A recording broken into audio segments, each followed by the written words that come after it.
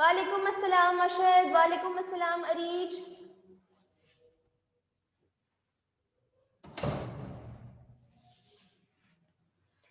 अच्छा, सबको board clear है?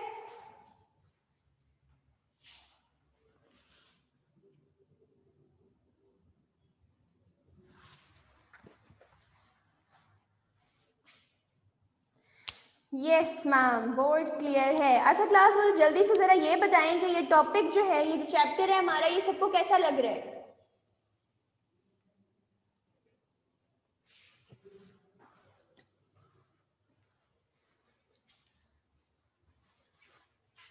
इस चैप्टर के बारे में ज़रा मुझे बताएं कि ये चैप्टर है ये किस तरह का लग रहा है आपको? इजी लग रहा है, डिफ़िकल्ट लग रहा है, इंटरेस्टिंग लग रहा है? इंटरेस्टिंग है miss Areej is saying, Faliya is saying बहुत इंटरेस्टिंग है। बिल्कुल, ये बहुत इंटरेस्टिंग चैप्टर है।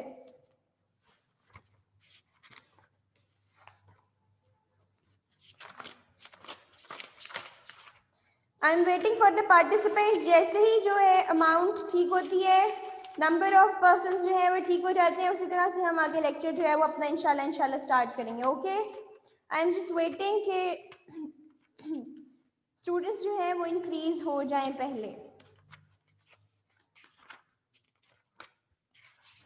अच्छा क्लास, मुझे ये बताएं, क्वेश्चन नंबर 2 सबने याद किया था? मैंने आपको सिर्फ और सिर्फ क्वेश्चन नंबर 2 दिया था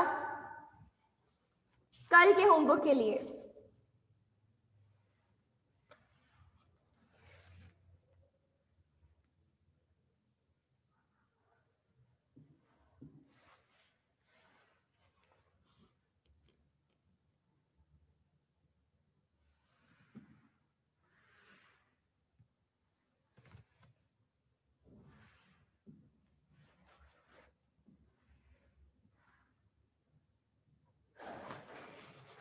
क्लास, सबको पेज नंबर विजिबल है?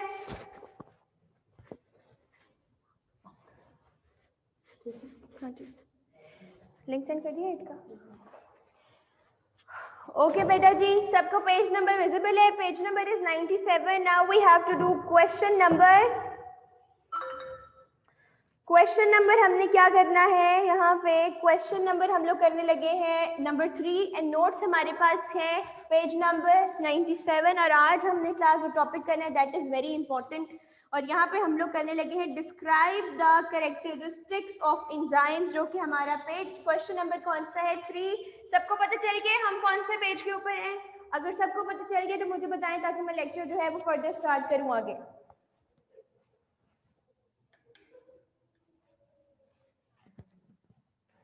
Ifra is saying yes, Miss Arij is saying yes.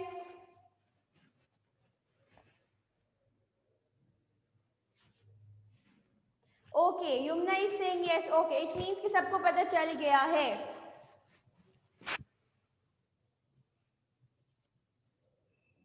मुसैयद क्यों नहीं क्लासेस ले रहा?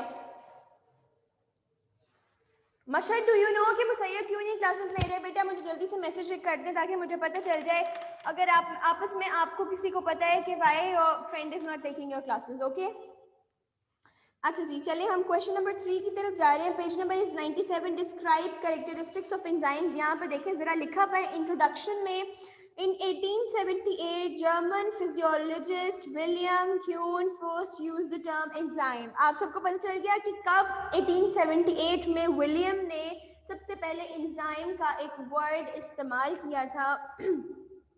Enzymes are globular proteins. मैंने सबको बताया था कि एंजाइम्स क्या है? ग्लोबल प्रोटीन्स हैं। ये केमिकल्स हैं और केमिकल कौन से हैं? प्रोटीन से मिलकर बने होते हैं।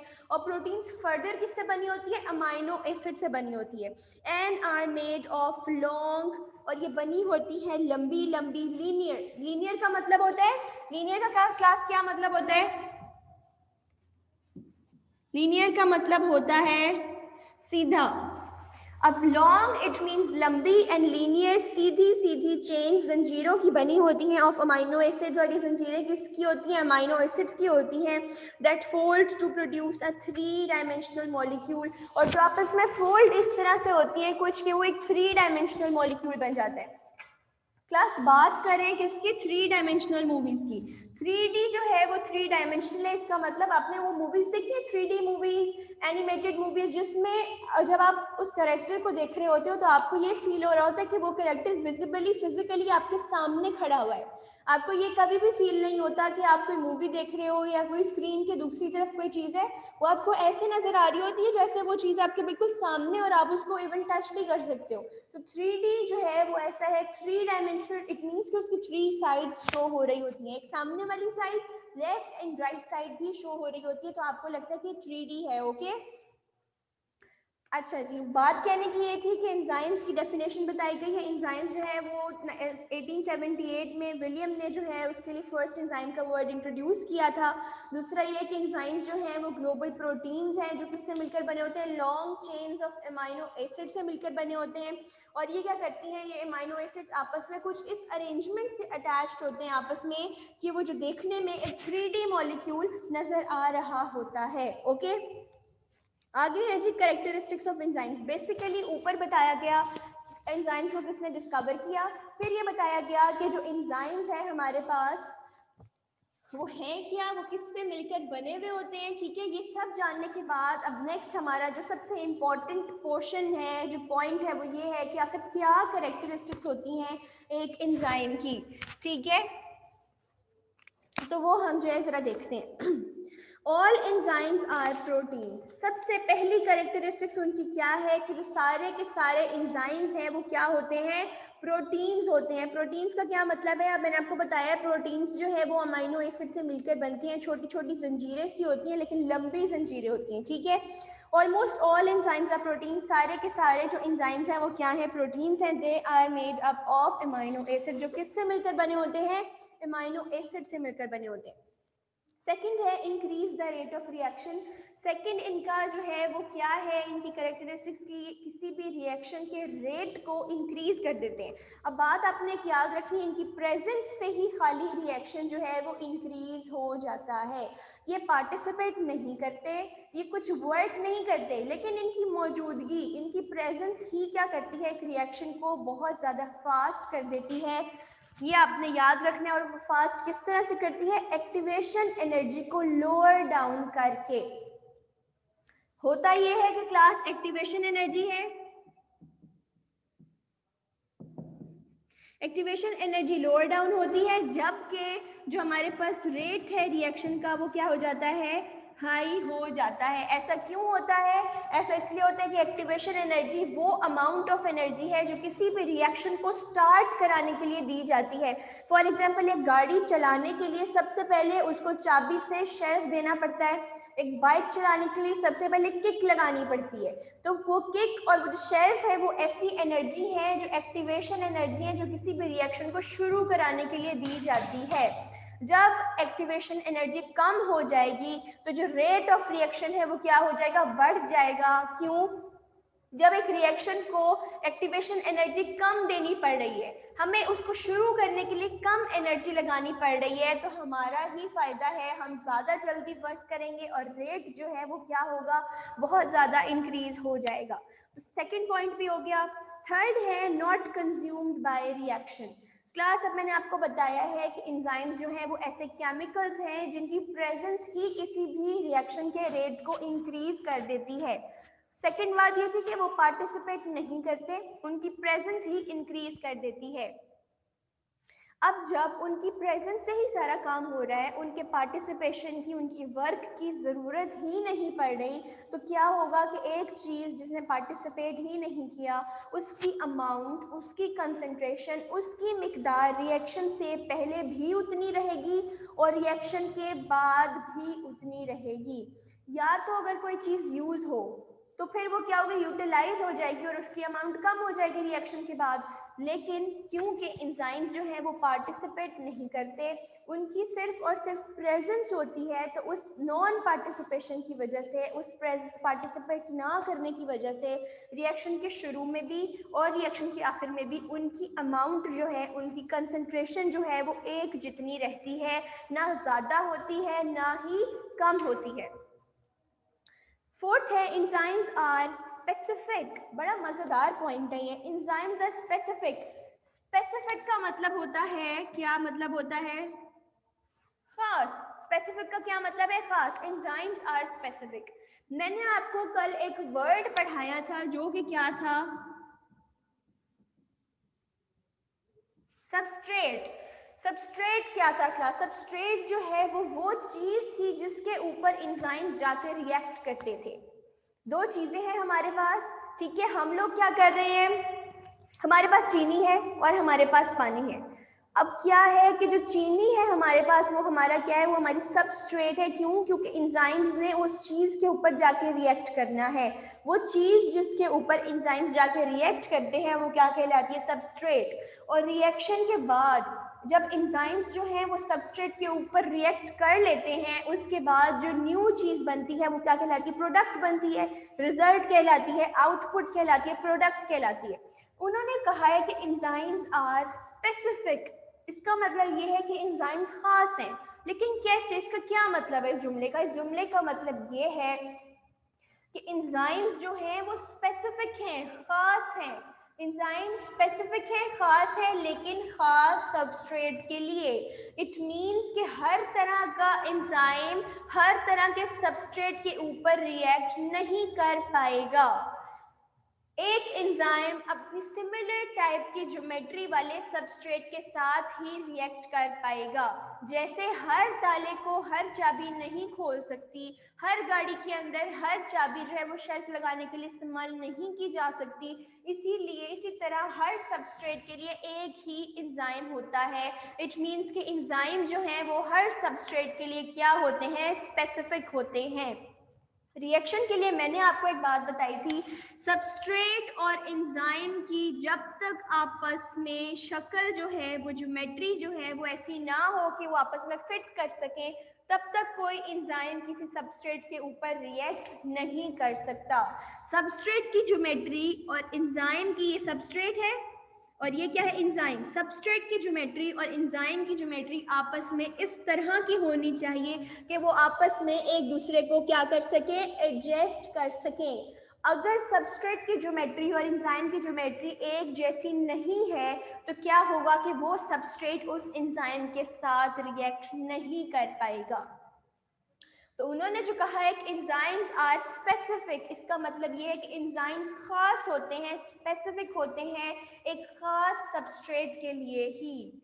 हर ताले को हर चाबी ओपन नहीं कर सकती, हर चाबी हर गाड़ी के अंदर शेल्फ के लिए इस्तेमाल नहीं की जा सकती। सिमिलरली हर सबस्ट्रेट के ऊपर हर एंजाइम काम नहीं करता। एंजाइम सिर्फ उस सबस्ट्रेट के ऊपर काम करता है जिसकी ज्योमेट्री जो है वो एंजाइम की ज्योमेट्री से मिलती जुलती हो। क्लास ये पॉइंट समझ आया है सबको? ये बड़ा इंटरेस्टिंग पॉइंट है। जल्दी से मुझे यस का मैसेज करें। अब्दुल्ला एंड अब्दुल रहमान, बेटा आप दोनों लेट आए थे, मुझे जल्दी से बताएं आप लोगों ने यहाँ तक जो है वो टॉपिक समझ आ गई आप लोगों को? Areej is saying yes, Faliha is saying yes, Mashad is saying yes, Mahmood is saying yes, Yumna, Ifra. I'm waiting for Abdullah and Abdul Rahman. बेटा मैं आपके रिस्पॉन्स का इंतजार कर रही हूँ, मुझे मैसेज नहीं मिला आपका कोई अभी तक।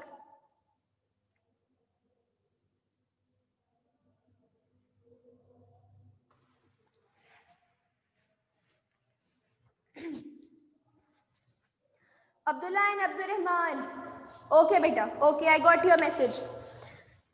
अच्छा जी, फिफ्थ पॉइंट है एक्टिव साइट्स। क्लास बड़े मजेदार ये कॉन्सेप्ट है। अब एक्टिव साइट क्या होती है? किसी सबस्ट्रेट का, किसी एंजाइम का वो हिस्सा जो आपस में एक दूसरे के साथ इंसर्ट होगा, अटैच होगा, वो हिस्सा, वो पोर्शन क्या कहलाता है?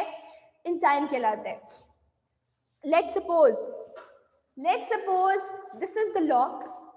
ये हमारे पास क्या है? एक लॉक है। एंड दिस इज द, ये हमारे पास क्या है? एक की है।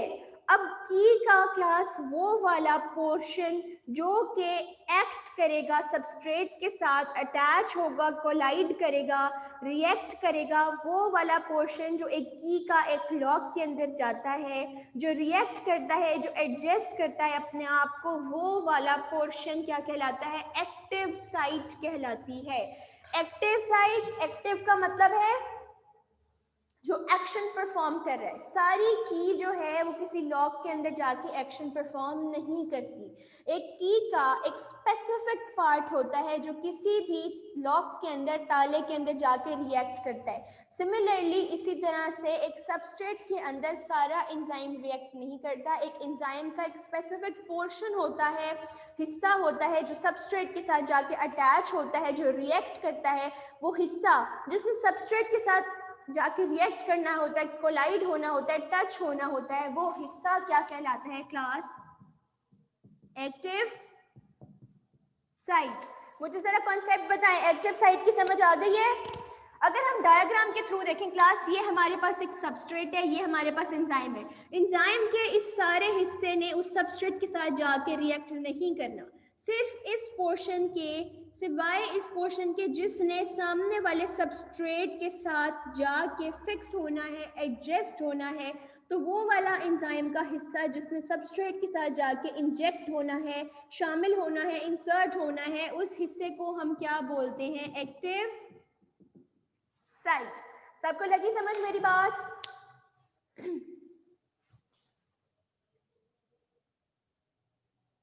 ओके अच्छा जी, एक्टिव साइट में हम देखते हैं only a small portion of enzyme molecule is directly involved in catalyst. Enzyme का एक बहुत छोटा सा हिस्सा ऐसा होता है जो सबस्ट्रेट के साथ जाकर रिएक्ट करता है और एक कैटलिस्ट के तौर पे काम करता है। This catalytic region is known as activity. Enzyme को हम कैटलिस्ट भी कहते हैं। तो एंजाइम का वो वाला हिस्सा जिसने सबस्ट्रेट के साथ जाके रिएक्ट करना होता है, उस हिस्से को हम एक्टिव साइट भी कहते हैं और कैटालिटिक साइट भी कहते हैं, क्योंकि कैटालिस्ट कहा जाता है एंजाइम को। तो एंजाइम की जो साइट है उसे कैटालिस्टिक साइट भी कहा जाता है और एक्टिव साइट भी कहा जाता है, मतलब वो साइट जो एक्टिव होती है सबस्ट्रेट के अंदर जाके। अच्छा जी, नंबर 6 है enzyme activity can be regulated. Enzyme production can be enhanced or diminished by a cell according to needs. Enzyme activity can also be regulated by inhibitors and activators. Class बड़ी मजेदार सी बात है। Enzymes production, enzyme की जो production है, enzyme की जो पैदावार है, कैन बी enhanced, उसे बढ़ाया भी जा सकता है, एंड कैन बी डिमिनिश्ड, और उसे खत्म भी किया जा सकता है। कैसे? हमने खाना खाया, खाना हमारे माउथ में गया, जब उसको हम स्लाइवा के साथ उस रोटी को या व्हाटएवर जो हम लोगों ने बाइट ली होती है उसको मिक्स करके सॉफ्ट फॉर्म में लेकर आते हैं, तो वो क्या, लुकमा जो है बेसिकली वो क्या बन जाता है? उसको बायो की लैंग्वेज में कहते हैं बोलस। बायो की लैंग्वेज में उसको क्या कहा जाता है? उसको बोलस कहा जाता है बायो की लैंग्वेज में। तो क्लास बोलस जो है वो जो लुकमा है, अब क्या होगा कि जो हमारा ये वाला जो ग्लैंड है जो हमारे हलक में होता है वो क्या करता है? एक स्लाइवा प्रोड्यूस करता है, जिसको उर्दू में थूक कहा जाता है। वो प्रोड्यूस करता है, उस स्लाइवा के अंदर जो है वो ऐसे एंजाइम्स होते हैं जो उस बोलस को डाइजेशन की तरफ लेकर जाते हैं।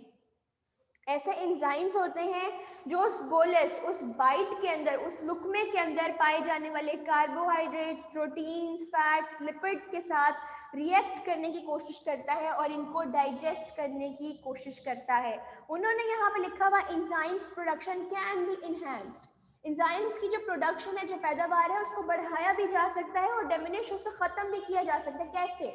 लेट्स सपोज हम एक चॉकलेट खा रहे हैं, लेट्स सपोज हम एक आइसक्रीम खा रहे हैं, आइसक्रीम को सॉफ्ट फॉर्म में ले जाने की ऑलरेडी ज़रूरत नहीं पड़ती, तो एंजाइम्स की जो अमाउंट है वो क्या हो जाएगी? कम हो जाएगी। जो स्लाइवा है जो रिक्वायर्ड है उस बोलस को, उस बाइट को सॉफ्ट करने के लिए, वो कम चाहिए होगा। क्यों?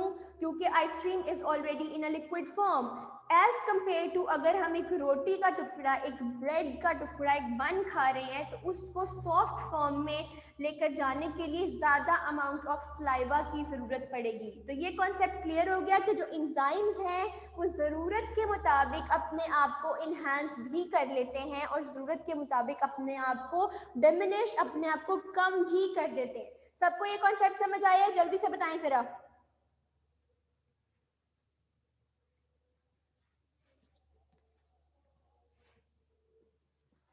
Arij is saying yes, Yusra is saying yes. Manahil is saying yes. Mariam is saying yes. Okay, good. Faleha is saying yes. Okay, beta, I got your reply.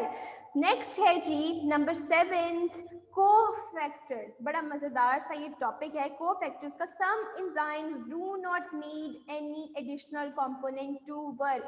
कुछ enzymes जो हैं वो क्लास इतने ज़्यादा पावरफुल होते हैं कि उन्हें co-worker कहते हैं ना. एक हर इंसान को अपने ऑफिस में काम करने के लिए एक को-वर्कर की कंपनी की जरूरत होती है. Let's suppose if I am the incharge of girls section, तो मुझे बॉयज इंचार्ज मिस शिजा की कंपनी की जरूरत पड़ती है for enjoyment, for spending my time, for interacting, for corporation.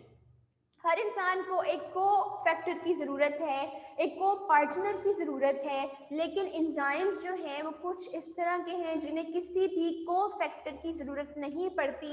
वो अकेले ही काफ़ी होते हैं किसी भी रिएक्शन का रेट इंक्रीज करने के लिए. Some enzymes do not need any additional component to work. कुछ enzymes ऐसे हैं जिनको किसी भी additional इजाफी component की ज़रूरत नहीं पड़ती. However, जबकि कुछ ऐसे हैं other required जिन्हें ज़रूरत पड़ती है non protein molecules की और ions called cofactors. क्लास सबको मैंने बताया enzymes जो हैं वो किससे मिलकर बने होते हैं? प्रोटीन से मिलकर बने होते हैं. तो कुछ एंजाइम्स ऐसे हैं, कुछ प्रोटीन्स ऐसी हैं. एंजाइम्स की जगह प्रोटीन्स का भी वर्ड इस्तेमाल हो सकता है. कुछ एंजाइम्स या कुछ प्रोटीन्स इस तरह की हैं जो ऑलरेडी इतनी पावरफुल हैं कि उन्हें रिएक्शन का रेट इंक्रीज करने के लिए किसी भी को-फैक्टर, किसी भी साथी की, किसी भी फ्रेंड की, कंपेनियन की जरूरत ही नहीं पड़ती. जबकि कुछ ऐसे भी हैं, ऐसी एंजाइम्स भी हैं, ऐसे प्रोटीन्स भी हैं जिन्हें ज़रूरत पड़ती है नॉन प्रोटीन्स की, क्योंकि ये खुद प्रोटीन्स होते हैं. तो अब इन्हें किन की ज़रूरत पड़ेगी? नॉन प्रोटीन्स की. कुछ ऐसे एंजाइम्स या प्रोटीन्स भी हैं जिन्हें कुछ नॉन प्रोटीन मॉलिक्यूल की ज़रूरत पड़ती है ताकि वो आए, वो उनकी हेल्प करे और उनको काम करने में मदद दे. तो वो जो नॉन प्रोटीन मॉलिक्यूल्स हैं, वो जो नॉन प्रोटीन मॉलिक्यूल्स हैं उनको क्या कहा जाता है? को-फैक्टर्स कहा जाता है या आयंस भी कहा जाता है. क्लास को-फैक्टर्स की समझ आ गई सबको?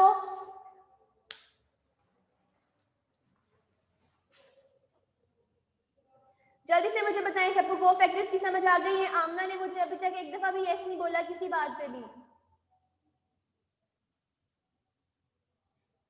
Okay Aamna, I got your message बेटा, I got your message. Okay, अब हम मूव कर रहे हैं अपने इसी आगे फर्दर हेडिंग की तरफ. 2 टाइप्स ऑफ को-फैक्टर्स. हमें पता चल गया को-फैक्टर क्या होते हैं. को-फैक्टर वो साथी होते हैं, वो दोस्त होते हैं, वो मॉलिक्यूल्स, वो कंपेनियंस, वो पार्टनर्स होते हैं जो किसी एंजाइम को अपनी रेट ऑफ एक्टिविटी को इंक्रीज करने में मदद देते हैं. कुछ एंजाइम्स ऐसे हैं जिनको किसी ज़रूरत नहीं पड़ती किसी की भी, वो खुद ही काफ़ी होते हैं अपना वर्क प्रॉपरली करने के लिए. लेकिन कुछ एंजाइम्स ऐसे अल्लाह ताला ने पैदा कर दिए हैं जिन्हें अपना वर्क तेज़ करने के लिए, अपने वर्क में हेल्प चाहिए होती है कुछ डिफरेंट नॉन प्रोटीन मॉलिक्यूल्स की. और वो जो नॉन प्रोटीन मॉलिक्यूल्स, वो जो कंपेनियंस हैं, वो जो साथी आएंगे, उनको हम क्या बोलेंगे? को-फैक्टर्स. अब अल्लाह ताला ने को-फैक्टर्स के अंदर भी 2 टाइप्स बनाई हैं. वो टाइप्स पढ़ते हैं, क्या हैं? पहली है प्रोस्थेटिक ग्रुप्स, दूसरी है कोएंजाइम्स. अब जी प्रोस्थेटिक ग्रुप्स में क्या है? If organic cofactors are tightly bound to enzyme they are called as prosthetic groups. Class अल्लाह ताला ने जो है वो 2 तरह की केमिकल, अगर हम केमिस्ट्री की बात करें तो 2 तरह की चीज़ें एग्जिस्ट करती हैं दुनिया में. एक ऑर्गेनिक कंपाउंड्स, दूसरे inorganic compounds. Organic compounds class वो हैं जिनको ह्यूमन बीइंग्स, जिनको लिविंग बीइंग्स, एनिमल्स, प्लांट्स मिलकर बनाते हैं. कोई भी ऐसा एलिमेंट, ऐसा कंपाउंड, ऐसा मटेरियल जो लिविंग बीइंग्स मिलकर बनाती हैं वो क्या कहलाती हैं? ऑर्गेनिक. जबकि इनऑर्गेनिक वो हैं जो लेबोरेटरीज के अंदर बनाए जाते हैं, जिन्हें ह्यूमन बीइंग्स नहीं बना सकते. उनके लिए केमिकल रिएक्शंस करवाने पड़ते हैं लेबोरेटरीज के अंदर. ओके, उन्होंने वर्ड यूज किया प्रोस्थेटिक. प्रोस्थेटिक का मतलब है इफ ऑर्गेनिक कोफैक्टर्स, अगर ऐसे कोफैक्टर शामिल किए जाते हैं एंजाइम के साथ जो कि ऑर्गेनिक मटेरियल से बने होते हैं, ऐसे मटेरियल से बने होते हैं जो human beings, living beings, plants, animals मिलकर बनाए, तो वो क्या है? ऑर्गेनिक कहलाते हैं। इट मीन्स कि प्रोस्थेटिक ग्रुप्स में ऑर्गेनिक कोफैक्टर्स अगर शामिल किए जाएं तो ऐसे टाइप ऑफ कोफैक्टर्स हम प्रोस्थेटिक ग्रुप कहते हैं। दूसरा है coenzymes. If organic cofactors are loosely attached with enzymes, अगर क्या हो कि एक एंजाइम के साथ लूजली अटैच्ड एक कोफैक्टर जो है ऑर्गेनिक कोफैक्टर वो बहुत लूजली बहुत कमज़ोर अटैच हुआ हुआ है, बहुत टाइटली अटैच नहीं हुआ हुआ, उसकी जो वो बाउंडिंग है एक एंजाइम के साथ जो बॉन्डिंग है वो क्या है, कमज़ोर है, वो लूज है, they are called as coenzymes. तो उनको हम क्या कहते हैं, कोएंजाइम। क्लास सिंपल सी बात है, ऐसे प्रोस्थेटिक ग्रुप का मतलब है ऐसे कोएंजाइम्स जो ऑर्गेनिक मटेरियल से बने हो। ऑर्गेनिक मटेरियल क्या है, जो लिविंग बींग्स मिलकर बनाती हैं। दूसरा पॉइंट क्या है हमारे पास, कोएंजाइम्स ऐसे कोफैक्टर्स जो एंजाइम के साथ बहुत लूजली बहुत ढीली अटैच्ड हुए हो, बहुत ढीला जुड़े हुए हो, तो उसको हम क्या कहते हैं, कोएंजाइम्स कहा जाता है। Coenzymes transport chemical groups from one enzyme to another. Coenzymes क्या करते हैं, छोटे छोटे केमिकल्स को, केमिकल ग्रुप्स को एक एंजाइम से दूसरे एंजाइम के अंदर शिफ्ट करते हैं। Some important coenzymes are vitamins. Class सबके दिमाग में सवाल आना चाहिए था कि कोएंजाइम्स की कोई एग्जांपल दे मिस, तो यहाँ पे बहुत सारी ढेर लगा दिया गया एग्जांपल्स का, इसमें से 3 आपने याद करनी है।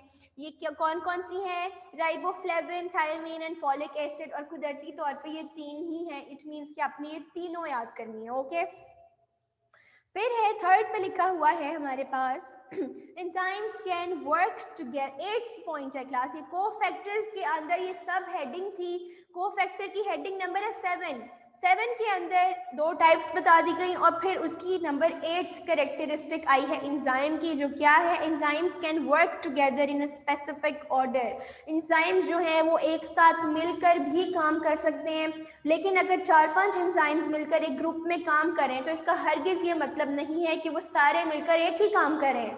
हर एंजाइम जो है वो ग्रुप में अपना एक पर्टिकुलर काम कर रहा है। इसकी एग्जांपल ये है, लेट्स सपोज ये हमारे एक स्कूल की एग्जांपल है, हम सारा management, teaching staff, para staff, custodian staff मिलकर एक ग्रुप बना रहा है, स्कूल को रिप्रेजेंट कर रहा है। अब एट द एंड हम सबका पर्पस एक ही है कि हमने क्या करना है, इस स्कूल को रन करना है सक्सेसफुली, इसकी डेवलपमेंट, इसके एस्टैब्लिशमेंट के लिए काम करना है। लेकिन उसके अंदर जो हर बंदा है वो अपना अपना एक स्पेसिफिक काम कर रहा है। मेरा काम जो है वो कोऑर्डिनेट करवाना है, टीचर्स का काम टीचिंग करना है, पैरा स्टाफ का काम जो है वो मैनेजमेंट का काम मैनेजरियल इशू संभालना है, एडमिनिस्ट्रेटिव काम देखना है, एडमिनिस्ट्रेशन का काम, पैरा स्टाफ है स्कूल को क्लीन रखना। तो क्लास एक ग्रुप जो है उसके अंदर डिफरेंट एंजाइम्स काम कर सकते हैं, उन सब का जो गोल है वो एट द एंड एक ही होगा, लेकिन उस during the activity her enzyme जो है वो अपना एक पर्टिकुलर एक स्पेसिफिक जो है वो काम कर रहा होगा। अच्छा जी क्लास, मेरी बात सुने, सबको समझ आ गया ये क्वेश्चन? ये बड़ा मजेदार सा था, बिलीव मी ये क्वेश्चन बहुत ही मजेदार था।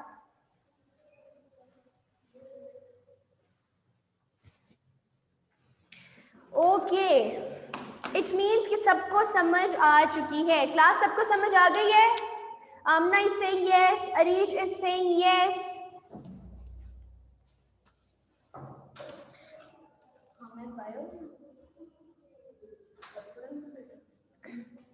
हामिद नहीं आ रहा, हामिद भी नहीं आ रहा, मुसैयब भी नहीं आ रहा, मुसैयब भी नहीं आ रहा, कल भी नहीं आया, आज भी नहीं आया। अच्छा जी, Abdullah is saying yes, Abdul Rahman is saying yes also. Okay बेटा जी, now I am marking your attendance, ठीक है, जरा अटेंटिव हो जाएं।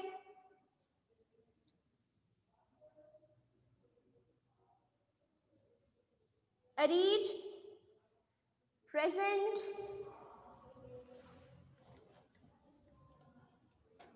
Okay, Minahil present, Maryam present, Faliha present, Aamna present, Yumna present, Yusra present.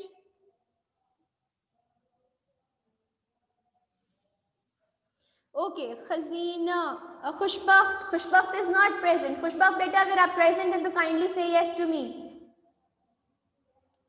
खुशबख्त, if you are present then kindly say yes to me.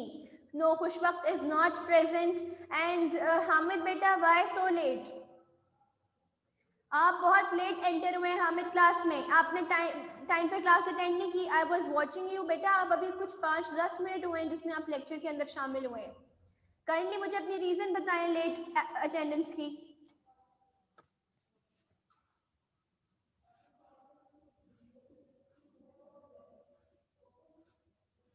Hamna is present और not? Hamna and खजीना, kindly बेटा अगर आप दोनों प्रेजेंट हैं तो मुझे यस का मैसेज भेजें।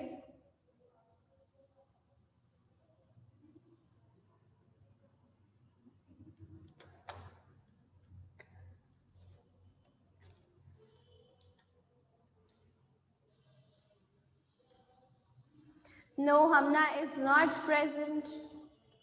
ओके, अच्छा जी, यहाँ पे Musaiyab is not present, Numair is not, Mahmood is present,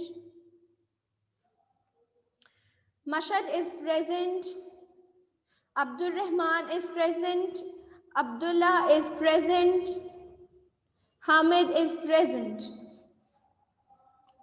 Ifra की भी बेटा मैंने मार्क कर लिया। Ifra don't worry, I have already marked your attendance. Okay, अच्छा class, now I am going to end the lecture. मुझे जरा जल्दी से फटाफट बता दिया जाए कि बेटा जी सबको ये लेक्चर समझ आ गया है। आज की आपकी लर्निंग जो है वो क्वेश्चन नंबर 3 है। आपकी आज की लर्निंग क्या है? क्वेश्चन नंबर 3 है एंड पेज नंबर इज 97। जिसने स्क्रीनशॉट लेना है इस बोर्ड का वो जल्दी से स्क्रीनशॉट ले ले। जो मैंने आपको लेसन प्लान कल सेंड किया था वो सबने देखा था? जरा जल्दी से मुझे बताएं। मैंने कल ग्रुप में एक लेसन प्लान सेंड किया था, उसके अंदर इस पूरे होल वीक का सारा लेसन प्लान था हर सब्जेक्ट का। Aamna is saying yes, Faliha is saying yes, Yumna is saying yes, Maryam is saying yes, Mahmood okay, Ifra, Abdullah, Minahil yes. Okay बेटा, okay, I got your all of your messages. Okay, now अल्लाह हाफिज क्लास, स्टे ब्लेस्ड, से अल्लाह हाफिज to me. जल्दी से अल्लाह हाफिज कर दें ताकि मैं ये लेक्चर एंड कर दूं।